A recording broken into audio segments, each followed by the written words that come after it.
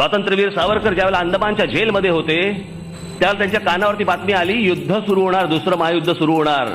जेव्हा सावरकरांना कळलं की तुर्कस्तानचा शहा याने हिटलरला पाठिंबा दिलाय, बघा कुठचा विचार येतो जो आम्हाला आज सुचत नाहीये, आज आम्हाला कळत नाहीये. आणि सावरकरांनी तेव्हा सांगितलं की तुर्कस्तानच्या शहाने हिटलरला पाठिंबा दिलेला आहे, उद्या हिटलरच्या ताकदीवरती तो इराण अफगाणिस्तान मार्गे हिंदुस्थानात येईल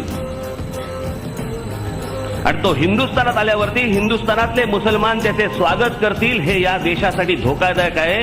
म्हणून आपण सर्वांनी ब्रिटिशांना पाठिंबा दिला पाहिजे. विचार करा, एका माणसाला अंदमानच्या जेलमध्ये ब्रिटिशांनी ठेवलंय,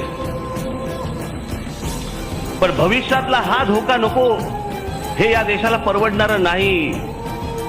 जरी माझ्यावरती इथे अत्याचार सुरू